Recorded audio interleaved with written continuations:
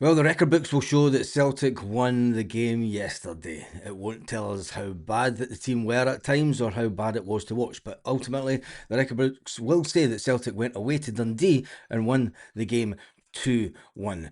Like this comment says, I'll take points before performance any day of the week and twice on a Sunday, especially Easter Sunday. When we look back to this season, it's been a season of discontent with the Celtic fans, and with impending price creases on the way, have fans had a value for money this season? When we look back to the beginning of the season, all those months ago, it seems so long ago that we played Queen's Park, back in the 4th of July last year. Went to Cork City, Celtic doing their little Ireland trip to thank the Irish fans, and then we got a little bit excited when Celtic beat Newcastle 4-0 during that pre-season. Brought back down to earth against Ajax, but it's got to be said that the Newcastle team were only 1 week into their pre-season. They hadn't even got off summer holiday mode yet when we played them. Maybe it was the warning that we needed. A little trip with a friendly to with a Saudi club. I wonder what happened during the season.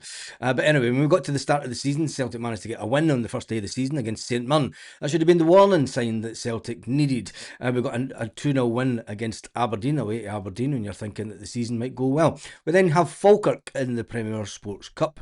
Having remembering Falkirk the previous year where Celtic toiled, Celtic managed to get a 4-1 win. During that time, there was another game going on that really had nothing to do with Celtic. Well, you might have thought not. Celtic were going into a qualifier for the Champions League.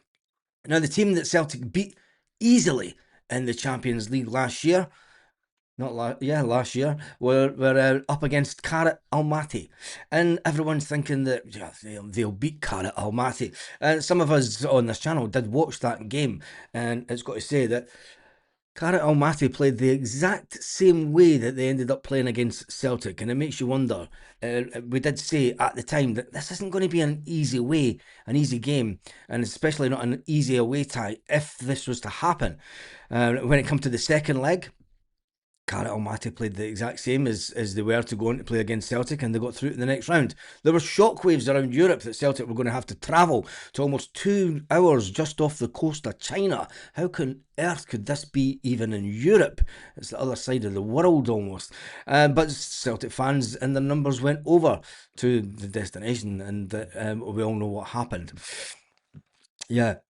Whilst at Celtic Park, it was a 0-0 draw, and you're thinking, well, we'll do the job over there, surely. Some people and some fans had their head in the sand thinking that it's a walk in the park. It was never going to be a walk in the park. They were a well-organised team that were ready for the likes of Celtic. They'd beat a team that Celtic beat 5-1 in the opening day of the Champions League, the league before. Before that, Celtic had Livingston at Celtic Park, and you're thinking we scored 3-1 against Livingston. You think that's it, we're on the road. We head over there, we've scored 3 goals. We scored 5 goals against Falkirk at Celtic Park. We drew a blank at Celtic Park when it came to Karat Almaty, and that was the same happened away, and they managed to take it to penalties, and we'll know what happened then. Then came the Rangers game at the end of August, and it was 0-0. Damn squid of a game, to be honest. When you go through the season, it's been a season of ups and downs, and then when we come to the late October, Celtic got beat by Hearts 3-1, and there was mumblings about the fact that, every single press conference was all about the manager. It was all about the manager. When you go back to the very first interview back at the start of August for that St Mirren game, Brendan Rodgers was asked the whole interview about his future. There was very little being asked about the game. That was to show you the way that the press conference would go the whole season, even up until now. Martin O'Neill was asked around about 30 seconds to a minute worth of questions regarding the game this weekend, or whatever weekend it is he's sitting there. And you can see that he's getting fed up of the monotonous, repetitive questions that come out from the Scottish mainstream media. And Do you know, once one person asked the question, somebody asked the exact same question, just in a different format. It gets quite tiresome for the managers. Anyway, one manager decided he had enough, and weirdly enough, he said, "I'm going to be here until the end of my..." No, you're not, Brendan. He disappeared by the end of October. What really happened, no one knows, because Dermot Desmond put out a scathing statement of the manager. Ripped him to shreds, didn't he? Ripped him to shreds. He ripped his arse a new one, as you'd say in Scotland. Yes, he tore him to bits. And Brendan went off into the sunset, never to be seen again by Celtic fans, and ended up in Saudi Arabia getting paid bucket shitloads of cash. People say that's all that he's ever been about. But anyway, so much for his love for Celtic. And the board at that point, after that statement, well, they do what the board do best. They stuck their head in the sand and thought the fans will go away. They didn't. The discontent from the fans was slightly appeased by the bringing back of Martin O'Neill. They've seen that as a way of appeasing the fan base when there was growing tension on the terraces. And there's one thing for sure, the Celtic fans collective was then born out of frustration. And also at the point that there was 250 Celtic fans banned from Celtic Park for an alleged incident that seemingly nothing's happened about, and there's been nothing done. So the atmosphere at Celtic Park over the season has been absolutely woeful, and the fans have been saying that we need the Green Brigade back in to help create the atmosphere at Celtic Park.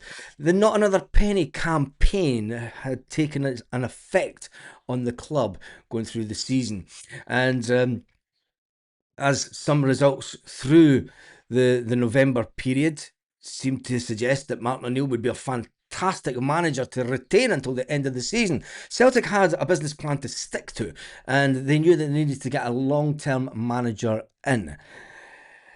They searched wide and far and ended up going to America to pick out Wilfred Nancy. And the rest, they say, was history. Well, some Celtic fans tried to get a bit enthusiastic and we tried to back the manager. It soon became apparent that as we went into December, Wilfred Nancy wasn't going to be the man for Celtic. And that's when you start thinking, when the fans get against the manager, there's only one thing that's going to happen. We ended up losing various points over that period, which puts us in the predicament that we find ourselves today. Whilst we are still in with a chance, we're only 3 points off the top of the table. The fighting spirit for Celtic, the case that we never stop, it's maybe the fact that we never really got started this season. Was yesterday the resurrection of the Celtic title challenge due to the fact that Hearts had dropped points at the weekend. The Rangers winning had helped just add a little bit to the mix, although we are just 3 points off top spot. If we win all the remainder of our games 2-1 between now and the end of the season, the title will remain at Celtic Park and we could still win a double. What a bizarre kind of season. The Not Another Penny campaign has had a massive effect on the club, although they will not admit to it in public. In January, Martin O'Neill came back to Celtic, and you see the results started to pick back up after the disastrous December. It can only be recalled as a disastrous December for Celtic. But the comeback of Martin O'Neill, the 3-1 final game of, I can't even say his name, Wilfred Nancy, was the final nail in the coffin for him. Martin O'Neill came back and we got a 4-0 victory at Celtic Park against Dundee United, and you think, there we go, the Messiah was right. He should have been kept at Celtic Park, although the big massive change that we're going to have this summer would have happened anyway this summer if Martin O'Neill had stayed. It's just unfortunate that Wilfred Nancy wouldn't change his tactics and style of football. Celtic went to Bologna and managed to get a draw away from home, which was fantastic because Bologna are paying big wages, having some fantastic players, and there was one player in particular that Celtic fans would love to get it over, and they almost did, but a 2-2 draw it was. We then dropped points at Hearts. Red card for Trusty. Remember that one back in January? We then went to Utrecht Yes, and Celtic, we beat Utrecht 4-2 at Celtic Park. And then even when we went, to Stuttgart and stuff. But anyway, we digress because what's really happened over the course of this season is the massive, massive discontent between the board and the fans. The Not Another Penny campaign has had a slight impact on the club. The board has been all about divide this season. The Not Another Penny campaign, which was launched by the Celtic fans, the idea was to stop spending money inside the club to try and get the club to act, to try and get members of the board to leave. There was an intimidation, allegedly, to these said people on the board by sections of the Celtic fan base, and the board didn't like it. We did get rid of one man who had been at Celtic far too long. Well, he actually retired, left, came back. Some people say that he never really went away, and that was Peter Lawwell. He finally has left the club, and a lot of people see that as a good thing. But the fact that the Celtic fan base still want rid of Michael Nicholson and Chris Mackay and some of the people off the board that they would love to get rid of, things have kind of quietened down towards the end of the season. But the idea of not spending another penny during the European campaign didn't really kick off over the course of the season. The treatment of fans, the perceived lack of dialogue over the season, and the fact that when the Celtic fans have engaged in dialogue with the board have been typical politician type people, and they've said, well, we've taken note, we will meet with you, but we can't do it now, we'll do it in about 2 or 3 weeks' time.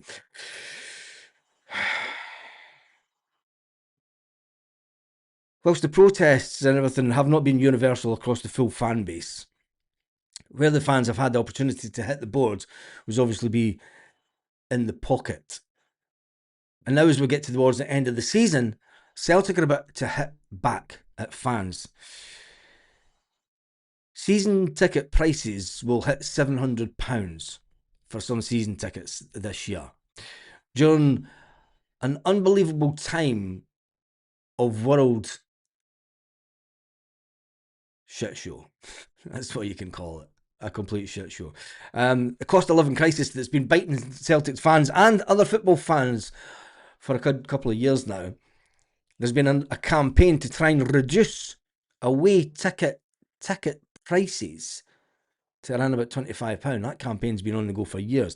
How do you feel about putting season ticket prices up after the campaign that we've just had? Now, we may get to the end of the season and it could be the fact that Celtic are double champions. And then you might think, yeah, it's fine, we'll pay the money. But when it comes to the fact that their letters will be dropping through Celtic fans' letterboxes, or do they still do it? Do they not just send emails these days and say renew your ticket? And will they put a deadline? Of course, Celtic will put a deadline on it saying renew now, secure your seat. But who are you buying into? Are we buying into the same board? What manager are we buying into? What spending policy are we buying into? What kind of rebuild are we buying into? The board will have to convince the fans that the upcoming price hike will be worth it. The bigger issue hasn't just been the bans, hasn't been the fact that tension's high, hasn't been the fact that people have been going onto the main stand and protesting and trying to get their point across to the board.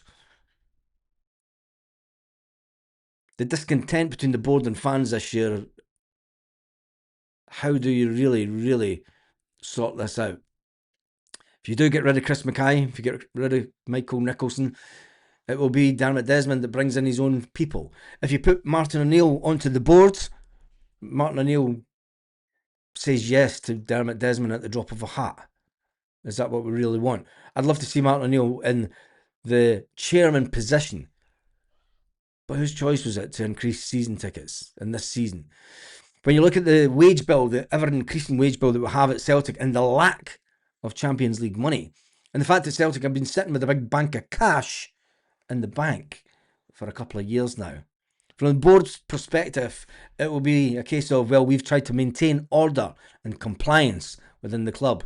We've tried to protect the club legally from getting fines and commercially by bringing out as many clothing ranges as possible. I think, remember, there was even a golf range, and was there not a cricket range at one point? They need to keep revenue growing, and with not another penny campaign hit hard this season, season books is the easiest way to increase prices. Expect £700 season books coming your way very, very shortly. It's not been a case of just a lack of atmosphere, a lack of identity. It's been a case of over policing supporter culture. For years now, fans have been treated like customers, not supporters. And that's all you are.